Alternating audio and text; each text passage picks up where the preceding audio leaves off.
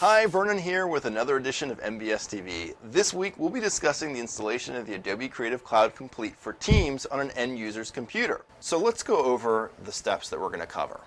So we're going to cover accepting team invite, accessing the cloud portal, installing the Adobe Cloud Complete software, choosing and downloading the applications.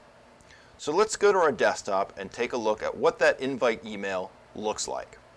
So here I have an invite email that was sent to me personally. Now what I need to do in order to accept this invitation is simply click on the Accept Invitation link. Now when I have an Adobe ID, the process is straightforward. I just sign in and I have access to the Adobe Cloud portal. From then I can install the Adobe Cloud application on my computer that'll give me access to all the software. Now if I do not have an Adobe ID, I will need to create one first. Now with my Adobe ID already created, I can simply log into the Creative Cloud portal. Now here I type in the email that was used to send me the invite for the Creative Cloud Complete for Teams. I enter my password, and if I'd like, I check Keep Me Logged In, especially if I'm using my own computer or a computer at work. Now once I log into the portal, I note that this portal is specifically mine and specifically tied to my Adobe ID. Now if I want to download applications, I go to the Download Center. Now I might be doing this because this is the first time I've ever logged onto the account or the first time that I've ever logged on this computer. Now why is this an important distinction to make?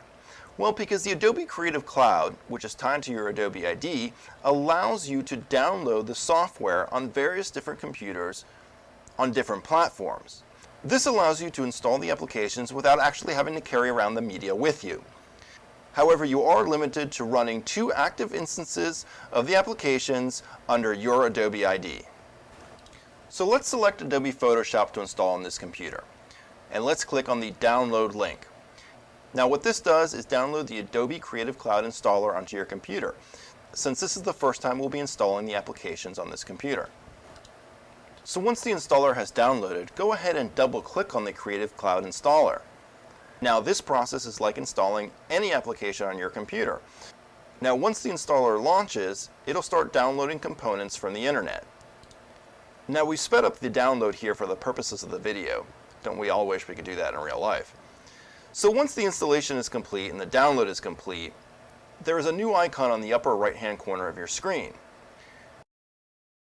Now if we click on this new Creative Cloud icon, you'll see that the download for the Adobe Photoshop Creative Cloud application has already begun. Now we know this because at the top of the window there's a banner that states Installing Photoshop CC. Now look at the bottom of the window, we can also see a progress bar that indicates the installation of the software. Now let's take a look at the other tabs available here at the top of the window. So we have Files. So this isn't active yet, but coming soon, Creative Cloud will sync files between the cloud and your desktop. Now the next tab over is Fonts.